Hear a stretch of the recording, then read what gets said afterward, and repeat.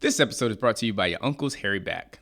Unbeknownst to most, your uncle's hairy back is the reason why your uncle was your favorite family member as a toddler.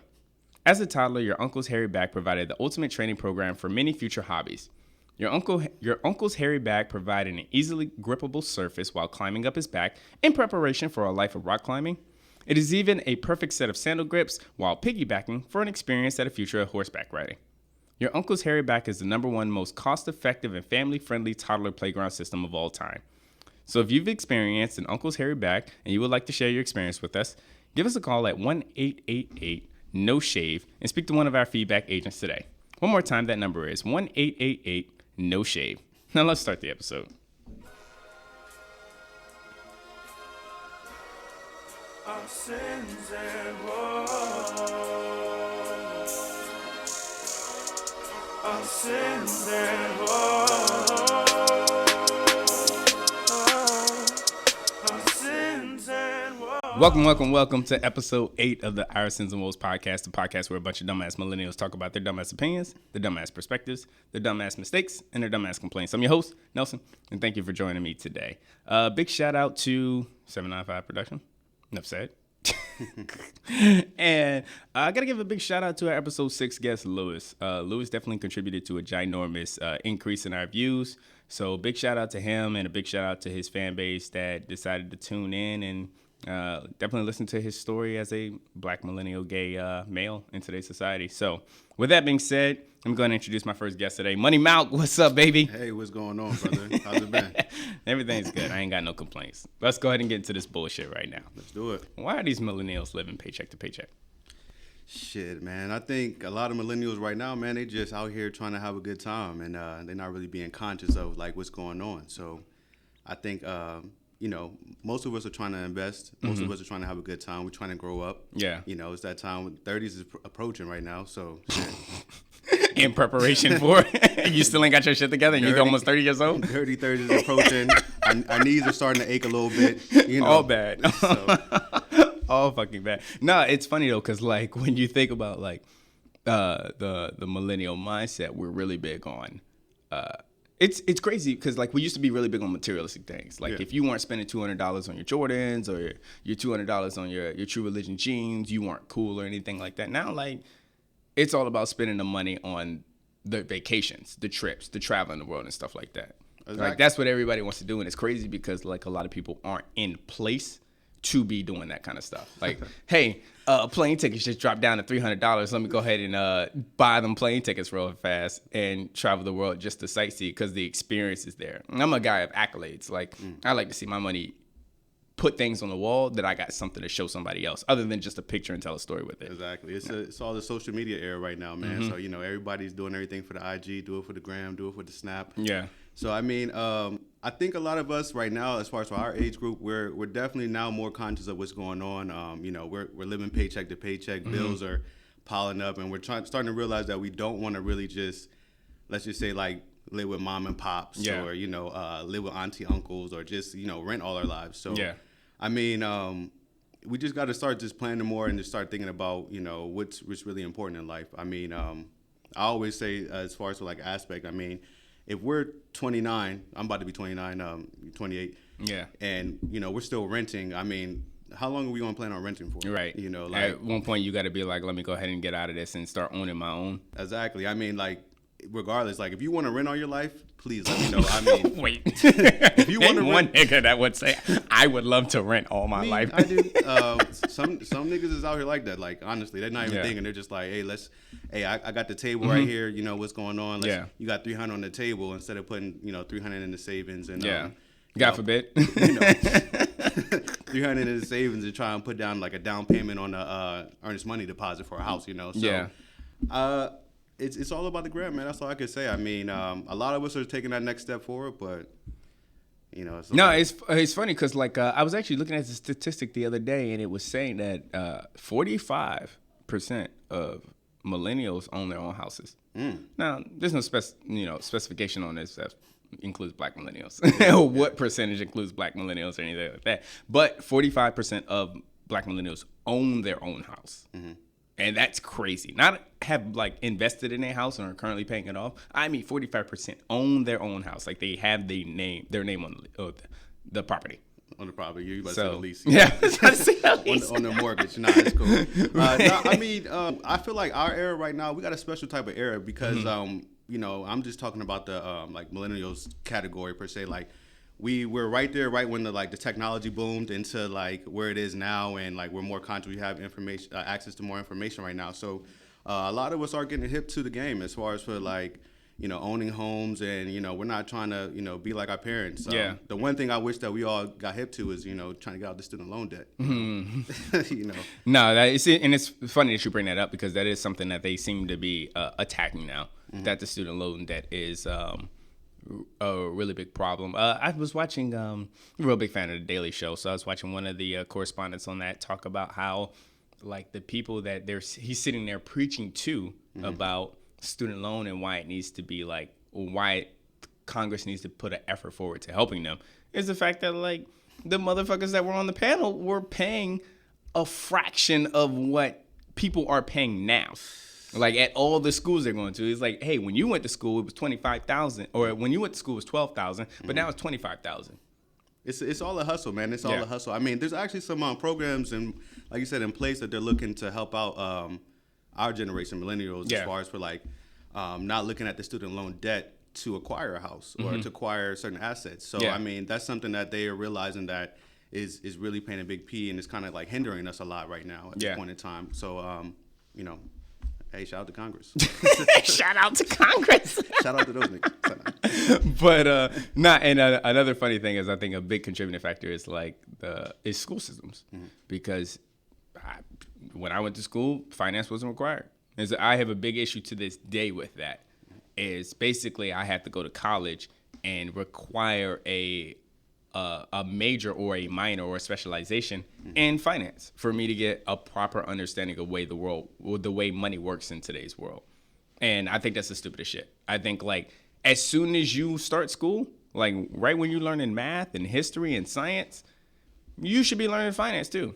You should be learning the value of a dollar and how much weight it holds, especially for it to be such a significant factor in today's society. My personal opinion right now, I mean, I feel like majority of the society right now, like they don't really, like, it's like hidden secrets. Like you pass it along. Like they don't really want you to understand how money works. You know, it sounds funny, but they don't want it's realistic. Yeah, they don't want you to know how it works. Like a lot of people, like, how much credit card debt you guys have? Like, what are you using your credit for? You know, that's being financially literate. Like, use that credit. Like, credit is the most important thing in business. Absolutely. Or in life, you know, like, so if you're out here buying like Gucci shoes and Gucci loafers and not trying to get like a business line of credit, you know, some people don't even think about things like that. They don't even know how to obtain like a business line of credit, you know? So, you know, those are things that we just got to like look more into, something that I'm doing currently right now. I mean, I currently just opened up my own business, have things set aside, open up an LLC, you know, not doing business. That's business in my own name. I'm not liable to get sued by, you know,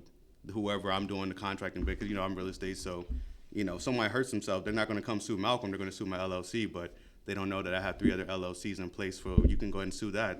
On paper, I don't make no money. You know? Right. You know, but, that part. You know. But no, it's the way we spend money is a big problem, and I think like because we don't understand the premise on where that money can lead to is a big contributing factor. Like if you think about like the things that the millennials, if you go back to social media and it's all about doing it for the gram and the chat and everything like that, the book, and you think about what we're spending money on so that we can post on social media. Like, hey, I'm not gonna post. You ever see somebody post like a picture of a McDonald's coffee? As they're like, think about it. Did you ever in your life see somebody post a picture of like a McDonald's coffee? No, never. But they will post a Snapchat. They will post a Snapchat. They will post a Starbucks coffee. Yeah. But like, you could have got the same amount of energy from a goddamn $2 McDonald's coffee as you got from a $5 Starbucks coffee. But it's about like, you want to put that brand on social media and stuff like that. Now you're spending unnecessary amounts of money. Like, I just go to the damn grocery store and buy a bang. $1.99 for a fucking bang, and it's gonna give me more energy than anything else. I will post that shit on Instagram. I don't need to post a fucking Starbucks coffee. I say the same thing. I work with a female right now. She literally goes to Starbucks Every fucking day. Every day she has Starbucks and she has a essential water every day. And I'm just like, I gotta get into this business because you know what I'm saying? Like, money.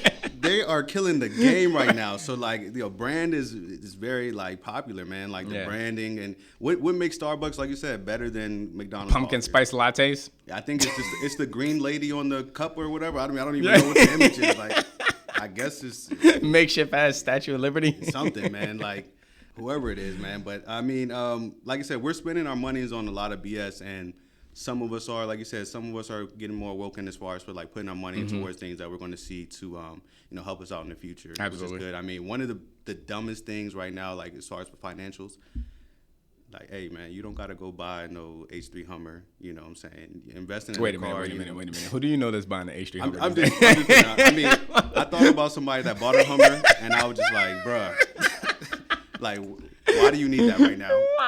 Why are you using that? Like, all bad. You're not doing anything with that, bro. You're just pulling up to the club and guzzling gas. The youngins are not coming through with that. All right. I ain't never ever in my life heard no female say, "Oh, that nigga got a Hummer. He's babe material." Those are goals. You feel me?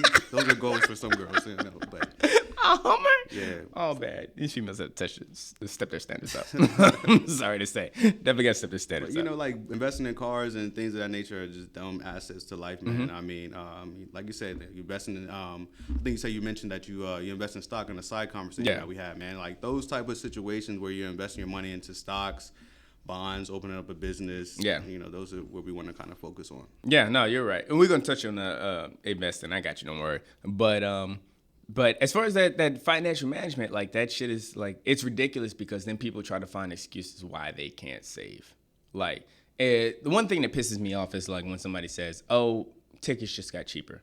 So now it's the time to buy cheaper. If the tickets were $500 and now they're $300, you're like, I need to buy those tickets. But there's so many other contributing factors. Like you can't just buy plane tickets in like for a week and then just you're not spending anything else. Exactly. You have to pay for the experience. You have to pay for the hotels, the travel, everything like that. If you want to come home with knickknacks and stuff like that, those are all things you have to pay for and stuff.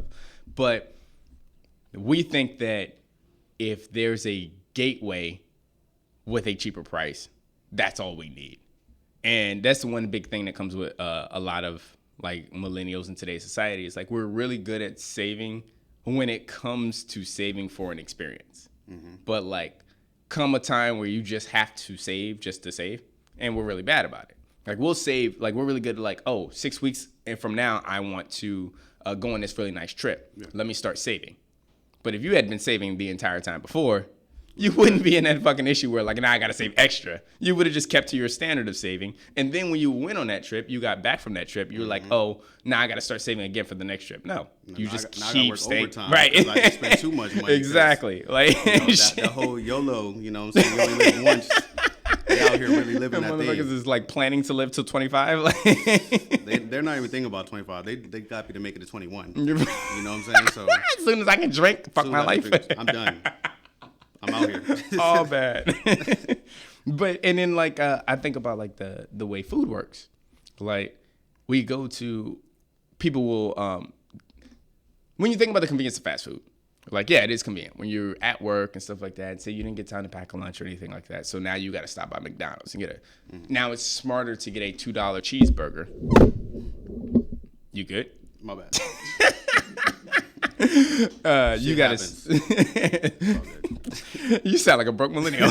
Shit happens. But like you spend $2 at McDonald's because it's cheaper to get a cheeseburger real fast during your lunch break. But you also want to be healthy, so now the salad costs $6. So you're like, no, it's smarter to get a cheeseburger. You know how much it costs to make a fucking salad? Like if you go to the grocery store, it's super fucking like a head of fucking lettuce is what? Not even a buck and a half. Like shit like that. Like people like they want to take the convenience out of things to spend more. And it makes absolutely no fucking sense. Like you can get a full fucking salad from the grocery store for the same amount that you can get a filling cheeseburger from McDonald's. I agree. But nobody wants to take time. It's not like you have to cook up salad. You just buy a fucking head of lettuce. Wash some. Right. You can buy frozen pre-cooked chicken. That shit is $6. And that's for a week. Right. Like shit like that, a lot of people don't take into consideration. So we're willing to spend that that extra money without realizing that we're spending that extra money for the sake of convenience. I really think it's just really like you said, we got to get down the marketing aspects of things. Like, I mean, honestly, it's just easy to sell to us. I mean, we see from, I don't know about you, growing up, like McDonald's, you see the Ronald McDonald. I want a Happy Meal. You know, exactly. It's it's preconceived, premeditated. It's in our mind, man. We just see it. So I think that, like you said, like once you break it down, how much does this cheeseburger cost? What is it doing for you? You're not going to live long.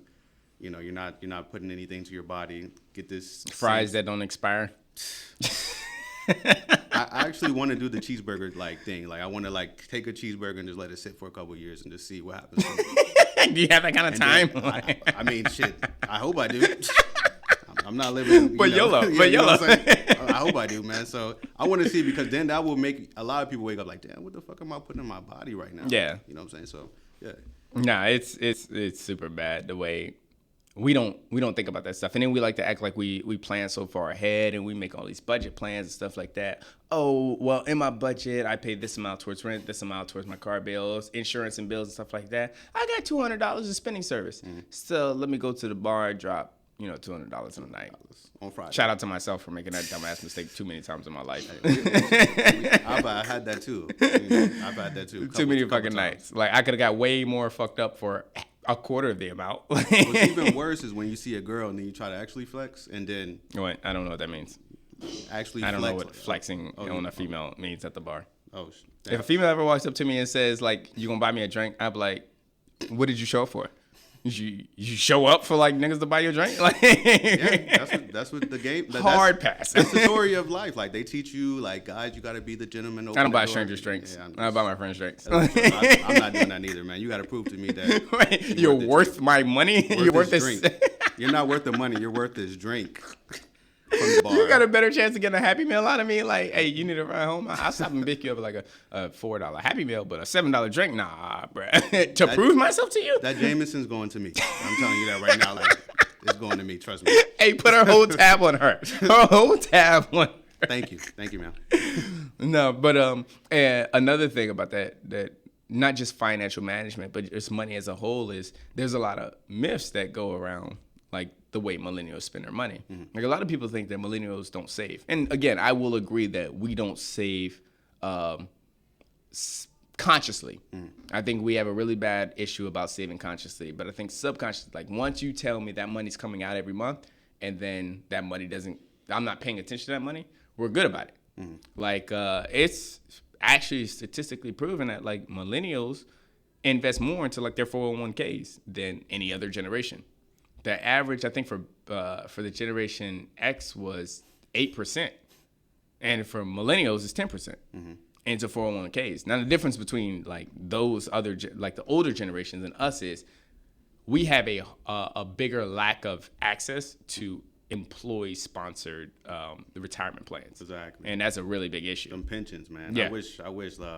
I wish we had access to those pensions, man, because I'd be living just like my grandpa. You know what I'm saying? But I think those statistics are good as far as for, like, people are investing more into the 401k, but I think we're not really conscious of, just day-to-day savings. Day-to-day savings, yes, but the 401k is good. I mean, don't get me wrong. I'm not going to say don't invest. I invest in 401k, I agree. But I've met a couple people from other jobs where, like, older gentlemen, like, they invested their whole lives in 401ks. Like, they didn't get the pension. They're older, and they're back at work with me. Yeah. You know what I'm saying? So you got to know, like, what's really working for you. Use that money for the 401k to invest in your business. Yeah. Or to invest in something else that's going to bring you more money. Because I'm telling you, if you invest in a 401k with putting in, like, a couple thousand every couple months or something like that, or whatever you got going on, maximum you're going to probably see back is $250,000. You think you're going to live on $250,000 from whenever you retire? 60 to 100? You know what I'm saying? Like, if you make it to 100, but, like, right. that money's going to go quick. And then you Yeah. got people working at Walmart all your life, so we just got to be more conscious of where the money's going, Yeah. what it's really doing. Make the money work for you. Yeah, no, absolutely. And I think that's one of the big things we talked about in episode 3 when I was with Vaughn, and we had a real big conversation about that. It's like millennials are bigger about trying to make their money work for them. Yes. Like, it's not about going out and sweating your ass off at work anymore. It's about, like, how can you do the least amount of work and make the most amount of buck? Granted, I'm tired of some of these Brittany Renters that are on Instagram making money off of just, being themselves. I just had to unfollow her. It got too ridiculous after a while. I was like, you know what? Like, I didn't know you was out here like that. Like my boy Xavier Klaus said, skin and ass, bro. Skin and ass. Light skin and Annoying ass as can only get hell. you so far, you know? But she got skin and ass, so she got the clout. That's true, man. So, I mean, hey, man. Hey. That's all I can say. Make the most amount of money Yeah. while doing the least amount of work. So, no, I get it to an extent. But I think that conscious saving is a real big thing. And I think that's something like we as the specifically the black millennial culture, we do lack. Because, like, you see, like, a lot of these... you see a lot of white millennials that will go out and they'll travel abroad and stuff like that. They travel more than us and stuff like that. And it's like, okay, well, if we work in the same jobs, like statistically, yeah, we do make money day to day. Like we make less money day to day, but we are still making money. So it's like, where's your money going? If you watching all these Caucasian Americans that are traveling, wow, I really tried to filter the shit out of that. I'm not gonna do that again. If you watch all these white people that are going out. Thank you for being real. I was ready. I was like, I really try to filter the shit out of that. No more. But they're out here. They're traveling abroad and stuff like that. They're all these what's the really big drug thing that everybody goes to every year? No, not Coachella. Nah, the EDM-ish one where they like camp out in the lands and shit like that. Fuck, I know what you're talking about. You failed me. You failed me yet again. that was the one thing you were supposed to do. It was the one thing you were supposed to remember. You failed me horribly. But no, like, they're sitting out there camping out at all these trips, and they're not cheap. You got it yet? EDMC, I think it is. Yeah, is that what it's called? Yeah, something like that. EDMC? Yeah. Yeah, I don't think that's it. We're But gonna go back to we that definitely gonna go back to that. But no, like they're out here and they're spending this money too. And again, statistically, they are doing it more than we are. Like you have plenty of black millennials that are trying to travel the world and see the world and stuff like that. But the white people are doing it more commonly. So where's our money going? If we're not using it to spend what they're spending it on, where are we spending it at? I think they just have access to more money and access to more opportunity as far as for like, you know, look at Aunt Becky from Full House. You know what I'm saying? It's a finesse season out here, you know? Hey, like, no bullshit. It's a finesse season out here. And, you know, we're just not hip to the tricks as far as for like how to finesse. So I just feel like they just have a little bit more By opportunity. tricks, you mean like white privilege? Yeah. White privilege, you know. It happens. Well, Big we all facts. know about it. So, but I mean, our money's going towards debt or, you know, going towards what we think is the right way. We're trying to live the straight and narrow as far as for like, we don't know you can make a left and get the same way as making, you know, wherever. I'm just going off of whatever I was about to say. But I mean, I feel like once we get a grasp of how really money works, that's what we had to get a grasp on how money works, then we'll be right there with them, you know? Yeah. And another thing I think that like specifically black millennials are really good at, and again, this is coming back to something Vaughn said, is like today and age, we are probably living through a white person's great grandfather. Like the things we're doing now, somebody's ancestors were doing. Yes. But I think in today's society, we are really good at building a name for ourselves and building a name in which can lead on, or not lead on, but can contribute to other generations. Like we're getting better about investing. We're getting better about doing stuff with our money into which we can pass it on to the next generation. I had a conversation with a female the other day, actually, at the local bar I always go to, and she said, "We don't ever die," and she said that in a way like, That wasn't drunk talk. That was real. You felt it, or it was. Well, it was what do you mean? Like, yeah, I was drinking, but like I wasn't drunk. I'm talking about her. Like, you oh no, felt that she's like, no, I'm fairly sure like she felt that to her core. Okay. But she said in a way that like I agree, but the stance behind it I disagree with. And I think like she was saying it like, oh, energy doesn't disperse, it transfers. That's the way science works and stuff like that. And I'm like, yeah, we don't die, but I think differently about it. And I think that in a sense of like our name carries more weight in today's society than it would have carried years ago. Of course. On a person to person average. Like, yeah, if you think about like black people years ago, specific people carried weight and stuff like that. But if you had nothing to pass on, you had nothing to pass on. Now we're really big about what can we give to our kids? What can we give to our younger siblings and stuff like that? If it be a house, if it be the right to be able to invest or own and stuff like that, we are really good about creating a name in which we can pass on to the next generation. I do think millennials are really good about that. Like, if a lot of our parents, if something happens to them, God forbid, then they have maybe a savings account to pass on. Yeah. No property. Like, Maybe, no property, no maybe a business. savings account. For majority, it maybe is a savings account, exactly, because like some of our parents are still out here renting day to day and stuff like that. So I think millennials, we've been a really good floodgate into what can we pass on to the next generation. I agree.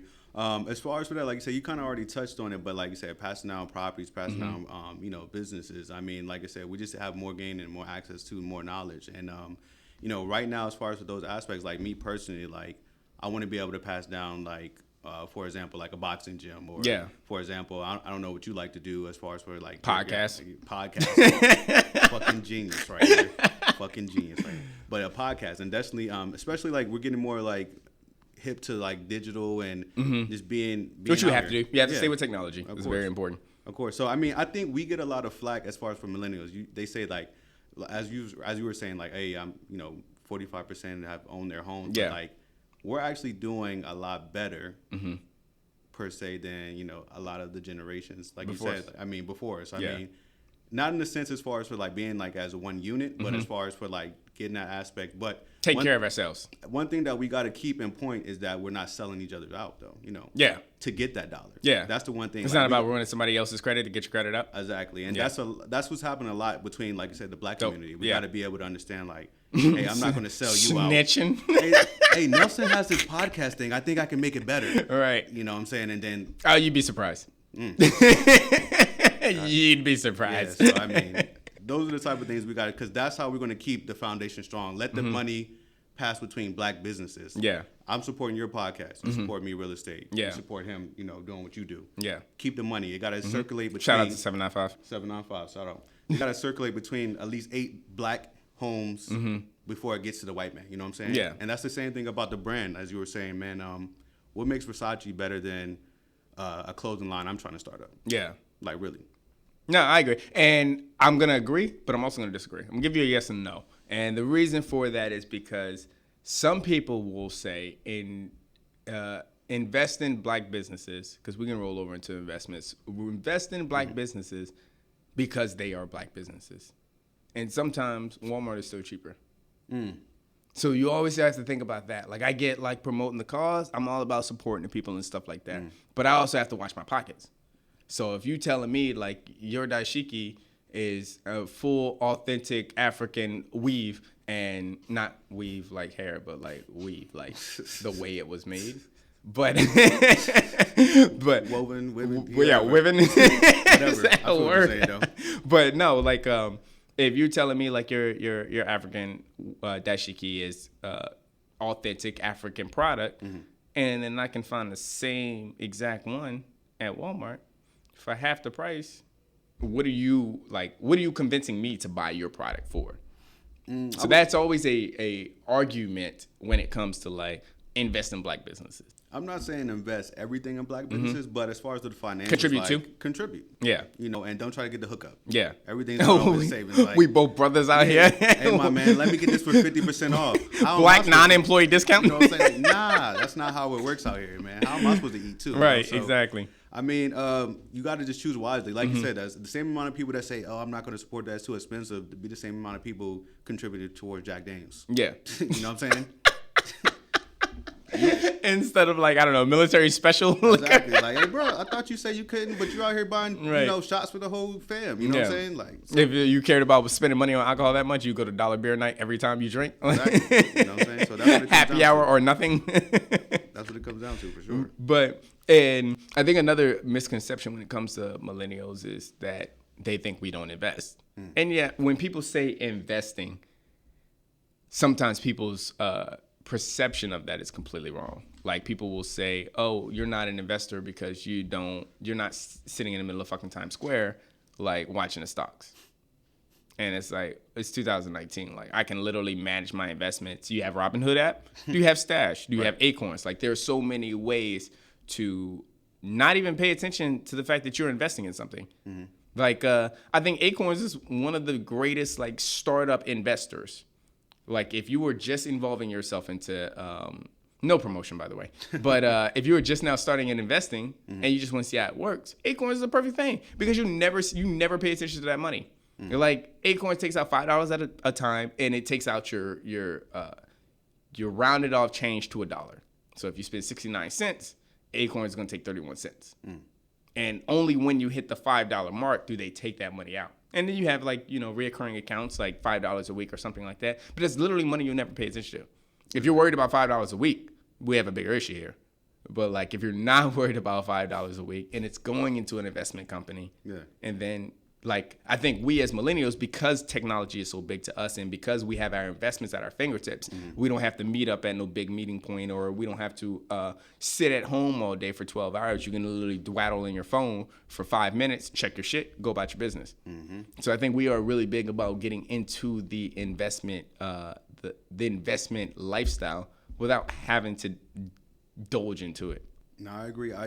As far as with the investment, like you said, we have more access to more technology as far as for investing as well. But you also got to look into what you're investing in. I mean, what type of profit are you getting back, and how quickly are you getting it back? That's one thing that we got to think about. I think that's what they're good about, like differentiating between penny stock and what's like real stock. It's like when you think about Stash, Acorns, and Robinhood, they're penny stocks. So you're probably making 10 cents a day, 15 cents a day, if that. You'd be surprised if you make 15 cents a day. But like that's the start off.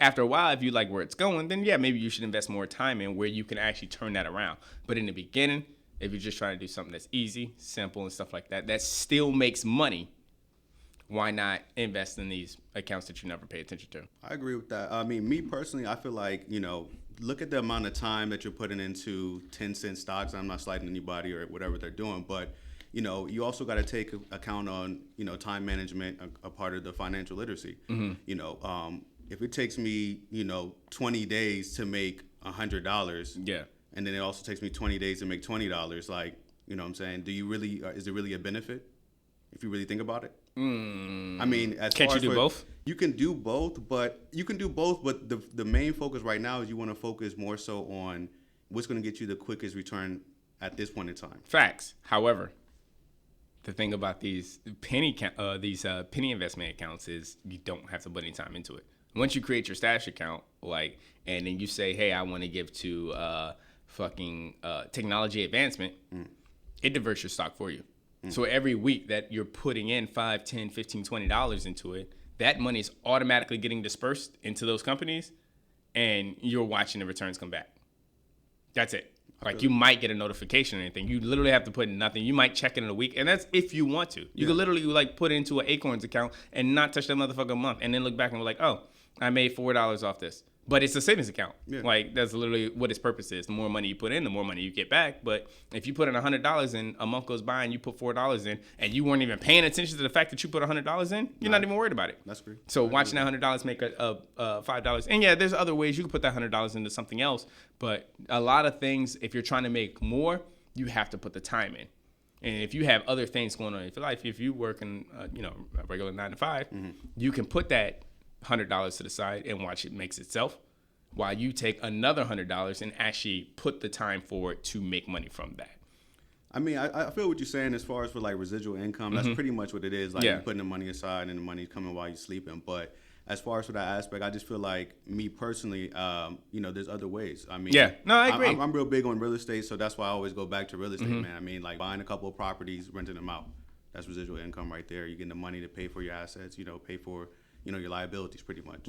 So I would more so focus my time on that than stocks. Even though stocks are great, what I would like to do is, put a team together and, whoever is really into the stocks, I'm not really into it, but to make more money as quickly as possible. Yeah. Time is not promised. So that's what I'm saying. Financially, I can put all this money into these You stocks. Can't wait around every month to make $5. Yeah, I got you. Bro, we getting plucked off out here. So, you know what I'm saying? I don't know how much time I got. So plucked off. We getting plucked off out here in our houses. So, you know what I'm saying? You just got to be able to, me personally, time is a big thing, no. And I will agree that as a millennial culture, specifically a Black millennial culture, this is damn near specifically directed towards Black millennials. Is we have a bad habit of investing in everything but ourselves.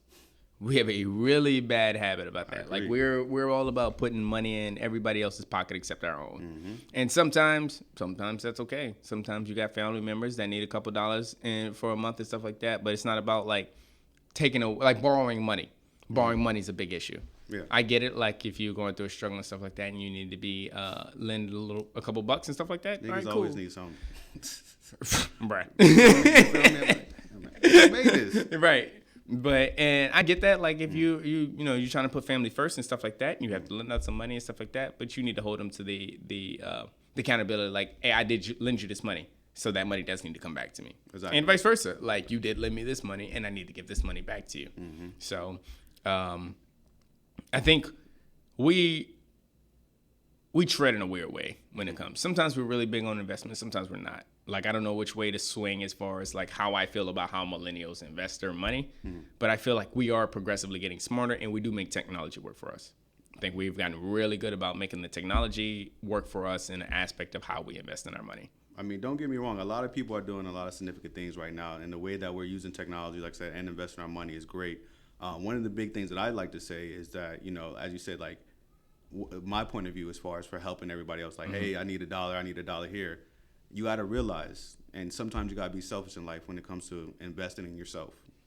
I can't help everybody out. I want to help everybody out right now, but I can't help you out until I get good. Once I get good, then yeah, I got you, but in a sense, I can't bro, help you're the bad guy. everybody out, You're the bad guy. And that's where we got to get that. We have to get that stigma. If I ask you for $2,000 right now and you don't cough up $2,000 out of your fucking pocket, fuck going to an ATM. If you don't cough it up out of your pocket right now or cash at me $2,000, you're the bad guy. What is the $2,000 going to? Who cares? I need $2,000. You overthinking shit. That's what I'm saying. Like, that's when we gotta get back to business. Everything in life right now, man, is business. Like, Nah, bro. I need $2,000 right now. You better cash at me I that can't shit. help you. I can't help you. Ain't no favors over here. You're the bad guy. But that's the stigma that we're in. That's Yeah. the mindset that we have. Is like, oh, I need this money. Who cares what I need it for? I'm asking you because you are a friend. You need to be able to cough up that money, and you trying to think about your pockets. Man, I mean, you gotta think about that. Hey, you could be a friend with someone at the bank. Hey, let me get the access to the.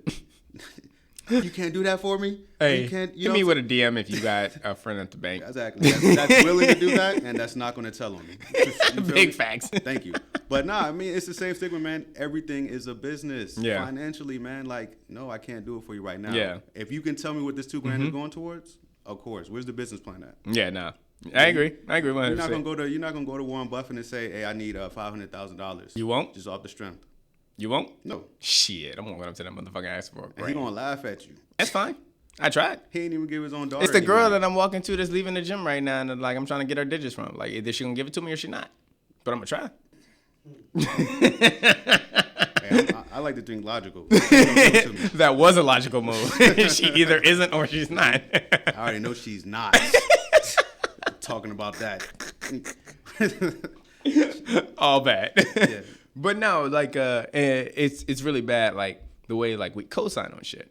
Our co-signing is really fucking ridiculous because then we fall into these predicaments in which we can't pay and stuff like that. I've never co-signed on a thing in my fucking life, specifically because I'm like, if for some reason I couldn't pay something, I would hate to leave that on somebody else. Granted, not many people think like that, but I've never co-signed on anything specifically for that reason. It's like, because if I co-sign on something and somebody's willing to co-sign on me or co-sign with me, then I got to be able to expect the same. Like, okay, say if I'm never in a co-signing state again, and then somebody says, hey, can I co-sign with you? I can't tell them fuck no when I've been getting co-signs my whole damn life. So, I mean, as far as for co-signing, I feel like, we just got to take the emotion out of it. What are you co-signing? God forbid. Take A house. I would do that. You would co-sign a house? If it makes sense. Like I said, it all comes back to what are we going to co-sign this house for? Like, why? Yeah. We going to have a whole bunch of parties? You know what I'm saying? Like, we about to make this a frat house? You know what I'm saying? Like, are we both equally making the same amount of money off of this? A yeah, business move, then exactly. yeah, I understand the cosign. A business move, Yeah. if you were equal partners and stuff like that. But no, we cosign like cars, knowing that the car is for me. No. I'm the bad guy. No heart. I'm sorry. I don't trust you. You know what I'm saying? So, nah. $5 in my pocket that I wouldn't give it to a single soul. I'm sorry. Straight like that. I need this 5. I got 5 on me. You feel me? Like, for real. I got 5 on me. Oh man. Oh. You feel me? But no, I do think at the end of the day we are progressively getting better, and we just have to be smarter about how we are investing our money. But that co-signer shit does have to stop. It's definitely got to stop. But the investment does it again. I think there's better ways for us to invest without like. I'm all about outsourcing when it comes to a certain extent. If I can take my time with things, I don't like to outsource the Irisons and Woes podcast because I like to move at a certain pace. And for us to be not making any money off of this podcast, shout out to my all non-ad givers. Shout out to 795 Production. But for this, I need to be moving at a certain pace for it. Yeah. But it is a hobby. Yeah. It's not a revenue source. So with that being said, I don't outsource this podcast. Except shout out to the Montclair Library. Definitely outsourcing the location, free of charge. But no, like when it comes to certain things, you can outsource. Yeah. If you were really big about trying to get investment in stocks and stuff like that, there's percentages that work. It's like investing in a fucking house. Right. I always think that the easiest way to make money is to stay away from your money. I think if you let somebody else manage your money, it's easier to make money like a house. It comes back down to time. Like you said, let somebody else take that time to do what you exactly. gotta do. And then you can worry about what you're trying to do. That's like a property manager is one of the greatest jobs ever created. It's one of the jobs. If you call me at 3 a.m. talking about something wrong with the toilet, I'm gonna be mad. Yeah, right. Call my property manager. That's what they're there for. Nelson gonna take care of that. Wait, what?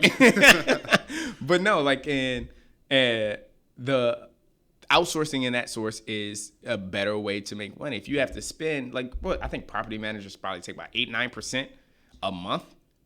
Probably it could be a little bit cheaper, but that's about right. Then they're taking fucking $80 out of $1,000. I'm going to give it a loser. Easy money. Exactly. Right there. And you have to worry about nothing but a paycheck coming through. Exactly. All you have to do is say you own property, all you're doing is paying the mortgage. Pop that money for it. Easy property manager take care of everything else. Easy work. Right there. So business. Let's do it. Now, I'm not real big in the business game because I don't have any. I used to sit there and think eventually I want to start my own ground handling agency, but I feel like sometimes it's too late because I'm still trying to get very, very well involved in my career and the company that I'm with and stuff like that. So I'm sitting here I would love to own one of these companies, but I don't want to start one from the ground up because having a ground handling agency is really big. At an airport, they're a very fucking big company to have. So there's a lot of stipulations and situations that you have to worry about. But I have contemplated owning a business from time to time. Hell, when I went to middle school, I was thinking about, I really want to own a Best Buy. A different brand, but a Best Buy. Of course. But it'd be one of those electronic stores you could buy shit in, but you could also bring it if your TV was broke, you could bring it in. We'll fix it for you. That dream's not really there no more. Best Buy got that. Right. So now I am here paying $200 a year to Best Buy to make sure my shit stays fixed. Shout out to Geek Squad, no promotion, but.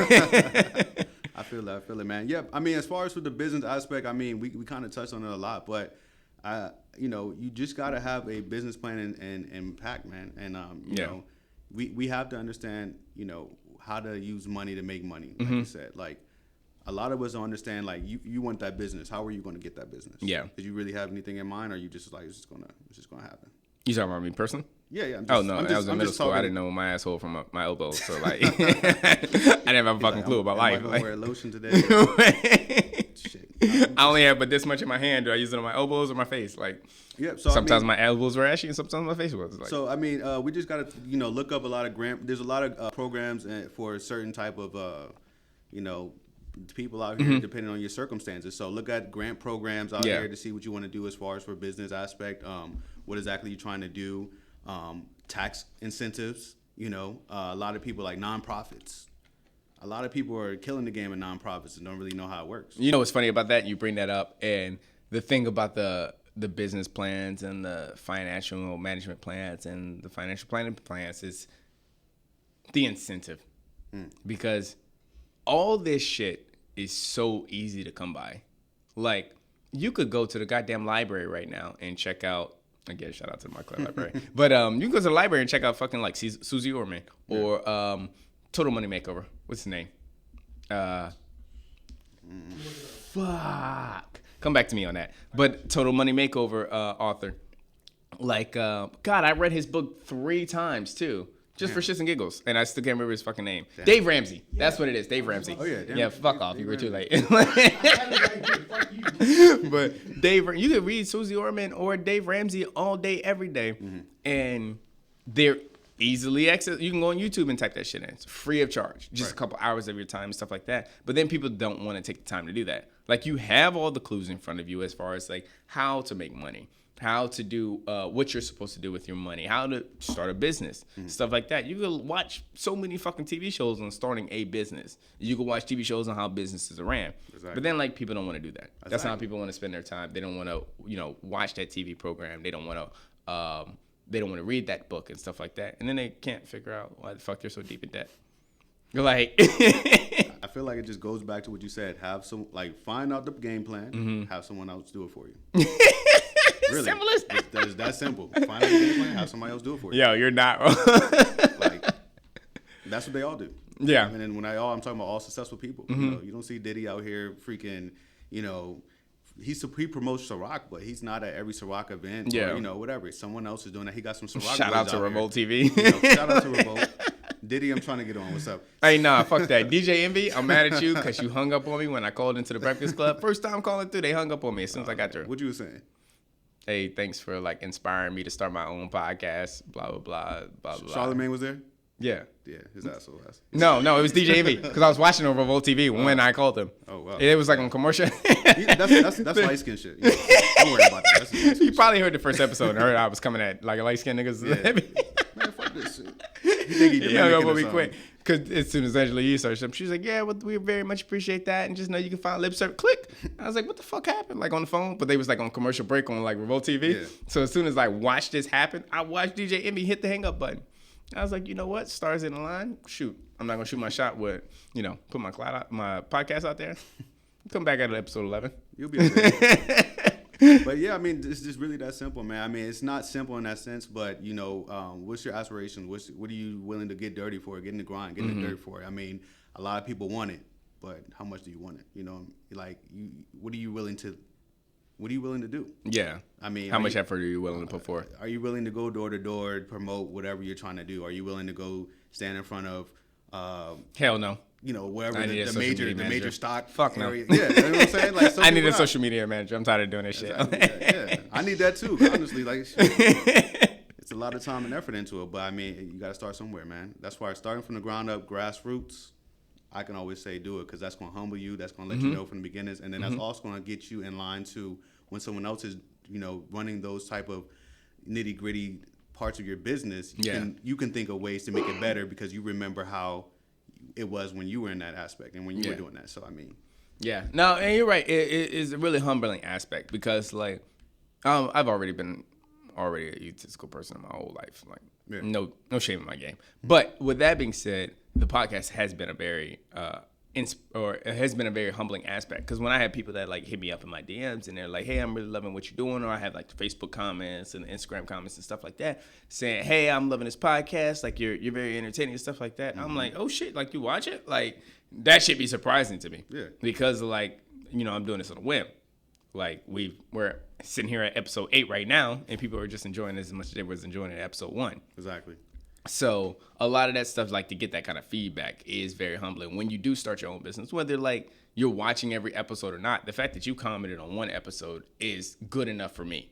That means you sat there and you stood through an hour of me talking shit. I mean, you'd be surprised. Like you said, like, remember we were just speaking in reference to like supporting it. I'm going to put this money towards it. Like a simple. Yeah. You don't have to pay for it, but even if you just support it. Yeah. Support that goes a long way. Yeah. You might not be able to, but the person that's reading this might, hey, I'm going to put some money towards this. I think you're doing a great thing. Like you said, you are doing a great thing. This is going to pick up. Yeah. More than you think, man. I'm telling you. God forbid. That means I got to put more work into it. Again, like I'm just busy with life and shit. But shout out to my audience. I appreciate everything. I appreciate that y'all are consistently tuning in every week. Again, audio every Sunday, video every Wednesday. Shout out to 795 Production. You ain't shit. But Shout out but to you're you, always you here. ain't shit. But you're always here. And what more could we ask for? Shit, I had something else for you. Let's talk. Right. No, what I was gonna say is, it's definitely, you know, after listening to this podcast, it might have been the most entertaining. It might be, you know, take whatever you can take away from it, Because the but information is very important. just take something that you've been putting off. You know, everybody has their New Year's resolutions. Yeah. Take at least something that you've been putting off and invest in it. Invest your time. Get together with the group if you can't do it by yourself. If you need a motivator, you know, do something to be different for 2020. We're coming up on 2020 now, and you know, it's not all about the New Year's resolution, but you know, New Year, new me bullshit. Yeah. Y'all ain't hitting the gym. Stop lying to yourself. Y'all still gonna be fat, all right? I just want to let you know that. Oh man, stop! I just started my 30-day challenge. Like, shut up. You know, Don't offend me. you gotta show me. So, that's where we at right now. But oh, and by the way, to anybody that does promote their business on social media, let me go ahead and point out that don't be mad at your friends because they don't directly involve themselves into your business. I had somebody, no names, but I had somebody message me about like basically jumping in on a portion of their business, and I was like, well, I don't see why I need to spend that kind of money. And they're like, well, a simple thank you would have been, or no thank you would have been fine. And I'm like, well, like, I feel like if I would have just said no thank you, like, you would have been sitting here trying to, like, convince me, like, why I need to listen to. That's the one thing I'm really big about the podcast is about, like, don't promote me because I'm friends with you. Promote me because you like the content. Because you say, go listen to my friend, he's got a podcast. That's not very enticing to people that don't normally listen to like my type of podcast. Or who don't know you. Or who don't know me. You know. But then when you say, hey, go listen to this podcast, they talk about this, and it's very entertaining and stuff like that, it's a little bit more incentive to go listen to it. So I always tell people don't promote me because just because we're friends, like I'm gonna support you, like I'm gonna be like, hey, like go ahead, do your thing, I'm proud of you and shit like that. But that doesn't mean I'm gonna like be posting it on my story, telling everybody to go listen to you. Because if I don't listen to you, how I'm gonna tell everybody else to listen to you? Exactly. How I'm gonna tell other people to be interested in some shit I'm not interested in. Who's about to give an unnecessary shout out, but I'm not gonna do that. Right, shout out to that. Yeah. Shout out to that. Yeah, all right. But one thing I do want to talk about is financial management in school. And how do you think they could do a better job, other than just requiring it as a class to go through? So, I mean, what I would feel as far as that, I mean, in school, what are they teaching us right now? I mean, we went to school. What did you learn that could help you in the business world besides adding, subtracting, division? They didn't teach you. What I did know they how teach Excel works.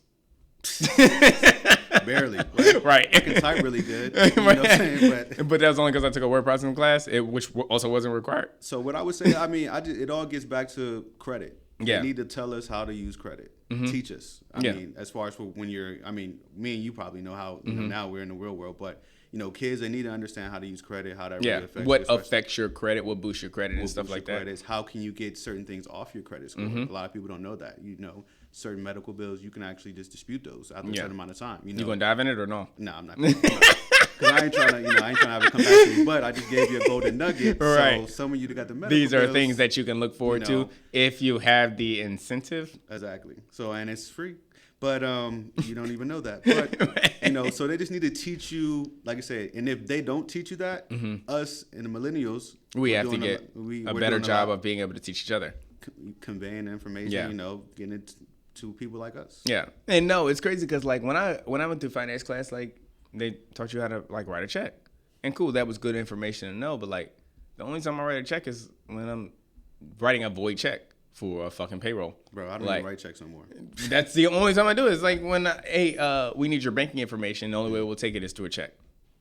I can't even think okay. about the last time I wrote a check, honestly. So, like, we got to use information that's going to sustain time. You know, it can't be like no one's using, you know, certain dead technology, Yeah. certain things. So, certain things that's going to sustain the amount of time. That's what Yeah. they need to teach us. What's going to really be here. And certain things are never going to change.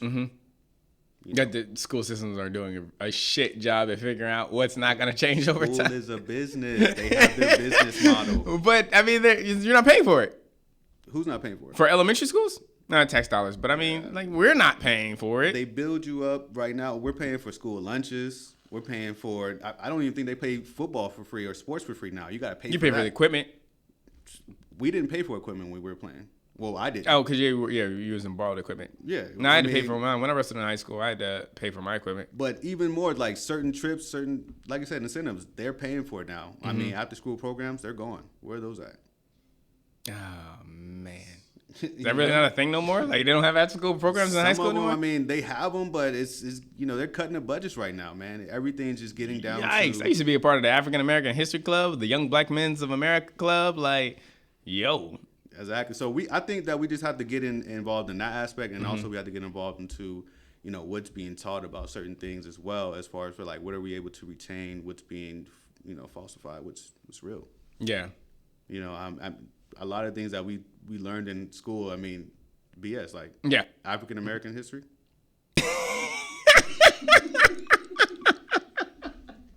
Yo, he just looked at me with the straightest face when he said that. All I remember, they were teaching us to be slaves. You know what I'm saying? I mean, you're not wrong. He's not wrong. I thought I was a slave for most of my life. Right. I was a good boy over there. But you know what I'm saying? We just gotta, dig deeper and understand, once we understand the amount of wealth that we did have as far as being black, so I don't want to get too like, brother, let me tell you, but I don't want to get too much. Don't know. That. But yeah, once we He understand don't know. like what we have, the money that we have touched, what we have, and we took it down, that downtrod to slavery, it happened, but we can't keep looking at the slavery movement. Like you said, we're in the right aspect right now. Us right now having all this access to knowledge, information, the millennials right now, we're doing big things. Yeah, we are. And We are We definitely. just got to make sure we pass it along. Shout out to all the millennials. There you go. Last thing we can touch on before we get out of here is your business. You being the realtor that you are. How's that?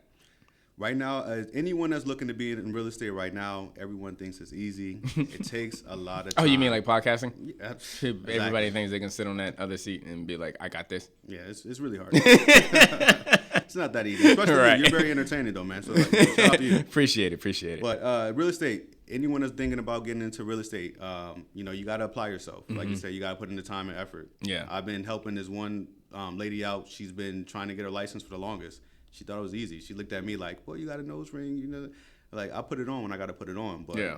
you got to apply yourself. Mm-hmm. And as far as for my business, this has been the best year that I've had so far because of me applying myself. But it takes time, just like anything. You got to have recommendations, referrals, and you got to put in the work. Yeah. And as far as for real estate, if you're not going to be a realtor, everyone needs to have some type of real estate involvement. Mm-hmm. That's the true key to wealth, the easiest way to wealth. Like Mon said, real estate will give you your best returns if you know what you're doing. Exactly, the easiest. Like, trust me, I'm investing right now in Texas right now. I'm not putting all my business out there, but Tracking. yeah, I'm good out here. Big tracking. So, shout out to me, shout out to Nelson. If anyone looking for houses or whatever, definitely reach out to me. I appreciate it. But if not, if you're looking to go into that business, you can reach out to me. I'll give you a couple of tips, but, apply yourself in anything. Yeah.